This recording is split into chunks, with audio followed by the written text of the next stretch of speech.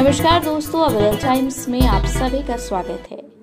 खालिस्तानी आतंकी हरदीप सिंह निज्जर की हत्या के बाद से भारत और कनाडा के रिश्तों में तल्खी चल रही है। दोनों देशों ने अपने राजनयिक संबंध भी फिलहाल के लिए तोड़ लिए हैं। कनाडा लगातार दुनिया भर में चीख चीख कर अपने नागरिकों की सुरक्षा को लेकर बातें कर रहा है। कनाडा के प्रधानमंत्री जस्टिन ट्रूडो ने तो इस खालिस्तान आतंकवादी की हत्या के लिए केंद्रीय गृह मंत्री अमित शाह, राष्ट्रीय सुरक्षा सलाहकार यानी कि NSA अजित डोभाल और पूर्व सचिव सामंत गोयल को दोषी ठहराया है। ऐसे में अब ये सवाल खड़े हो रहे हैं कि कनाडा अमित शाह, अजित डोभाल और सामंत गोयल के पीछे क्यों पड़ा है। गृह मंत्री अमित शाह का मानना है कि भारत का समय आ गया है और वे भारत की रक्षा के लिए किसी भी तरह की ढील देने को तैयार नहीं हैं। 2014 में नरेंद्र मोदी के सत्ता में आने के बाद से शाह ने किसी भी विदेशी देश की यात्रा नहीं की है और भविष्य में भी उनकी कोई इच्छा नहीं है। उनसे पूछिए तो वो क्या कहेंगे कि उन्हें विदेश में वोट मांगने की कोई इच्छा नहीं है। वे विदेशी राजनयिकों से नहीं मिलते हैं और पिछली बार जब भाजपा प्रमुख के तौर पर एक अमेरिकी राजदूत ने उनसे मुलाकात की थी तो शाह ने उन्हें न्यू इंग्लैंड के श्वेत लोगों द्वारा मूल अमेरिकों के नरसंहार के बारे में खूब खरी खोटी सुनाई थी। क्योंकि राजनयिक भारत में मानवाधिकारों पर चर्चा करना चाहते थे। भारतीय ऐतिहासिक और सांस्कृतिक अतीत की गहरी समझ रखने वाले शाह अमेरिकों से बहुत प्रभावित नहीं हैं। कनाडा और ब्रिटिश लोगों की तो बात ही क्या करें। उनका मानना है कि भारत के दुश्मनों से सख्ती से निपटना चाहिए, लेकिन केवल कानून की उचित प्रक्रिया के तहत।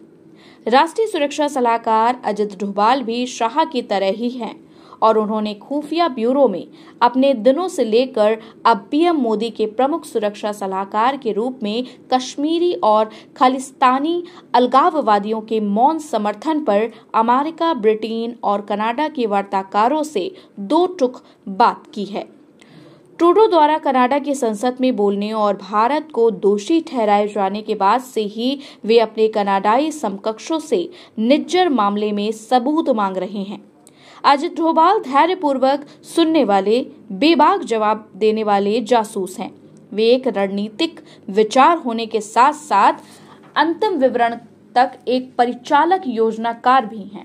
जम्मू कश्मीर और पंजाब में पाकिस्तान और पश्चिम द्वारा बढ़ावा देने वाले आतंकवाद के प्रत्यक्ष अनुभव के साथ डोभाल भारत के लिए पूरी तरह से प्रतिबद्ध हैं और भारत के लिए किसी भी खतरे को पहले से ही रोकने में विश्वास करते हैं। भले ही वह खतरा पाकिस्तान, चीन, अमेरिका, ब्रिटेन या कनाडा से हो, लेकिन इसका मतलब यह नहीं कि वह एक हिटमैन स्क्वाड चलाते हैं या निज्जर या पन्नू जैसे आतंकवादियों की देखभाल के लिए अपराधियों का इस्तेमाल करते हैं। कागजी कार्रवाई में सावधानी बरतने वाले डोभाल के विरोधियों के खिलाफ कड़ी मेहनत से केस तैयार करते हैं और फिर दुश्मन को खत्म करने के लिए कानून का इस्तेमाल करते हैं। पंजाब में आतंकवाद निरोधी ऑपरेटिव के रूप में प्रशिक्षित पूर्व रॉ प्रमुख सामंत गोयल 1990 के दशक में सुपर कॉप KPS गिल के अधीन SSP गुरदासपुर, बटाला और अमृतसर के रूप में खालिस्तानी आतंकवाद पर नजर रख रहे हैं।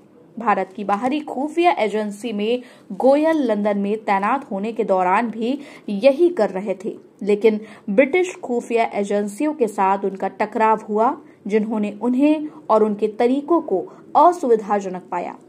गोयल ने कनाडा, UK और US में सिखों की काली सूची को हटाने में महत्वपूर्ण भूमिका निभाई थी, क्योंकि उनका मानना था कि खालिस्तानी अन्यथा देशभक्त सिख समुदाय का केवल एक छोटा सा हिस्सा है।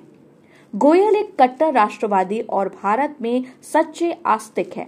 मार्च 2023 में यह सामंत गोयल ही थे जिन्होंने CIA प्रमुख विलियम बर्न्स से स्पष्ट रूप से कहा कि पन्नू अमेरिकी खुफिया विभाग की संपत्ति हैं और यही कारण है कि लैंगली उसकी रक्षा करने के लिए हर संभव प्रयास कर रहे हैं। उन्होंने RANW के प्रमुख के रूप में अपने कनाडाई समकक्ष के साथ निज्जर और खालिस्तानियों द्वारा भारत विरोधी गतिविधियों का मामला उठाया। गोयल को तभी सच बोलना पसंद था जब वे अपने बॉस डोभाल सहित शीर्ष भारतीय नेतृत्व को भारत के सामने आने वाले खतरों के बारे में सूचित कर रहे थे। खुफिया प्रमुख के रूप में अपने 4 वर्षों के दौरान उन्होंने ना तो अमेरिका की यात्रा की और न ही कनाडा की। यहाँ तक कि पन्नू की हत्या का प्रयास भी भारत की ओर से काम करने वाले कथित फ्रीलांस एजेंटों के अभियोग पर आधारित है और मामला अभी भी अदालत में साबित होना बाकी है।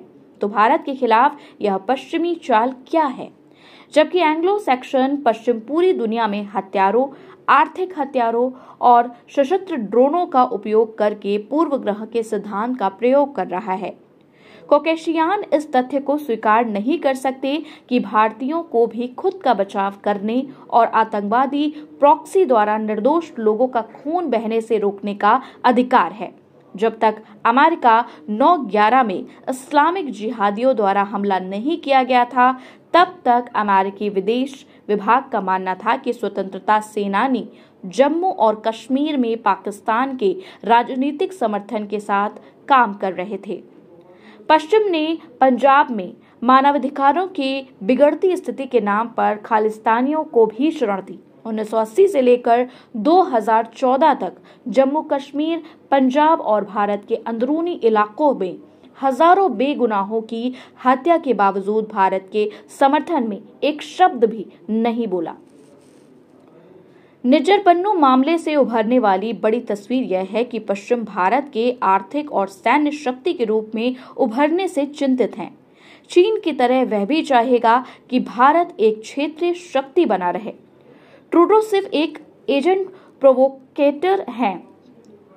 अनुच्छेद 370 के निरस्त होने के बाद, जम्मू कश्मीर में शांति बहाल होने के बाद पश्चिम और भारत के अन्य विरोधी मोदी सरकार पर खालिस्तानी प्रभाव को नहीं छोड़ सकते।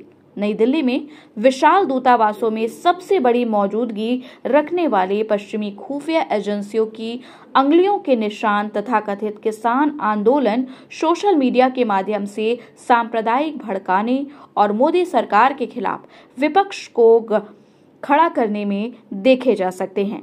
खालिस्तानी भी उनके अनुकूल हैं क्योंकि वे अमेरिका में डेमोक्रेट, कनाडा में लिबरल और ब्रिटेन में लेबर को वोट देते हैं और उन्हें चुनावी तौर पर खूब फंड भी देते हैं।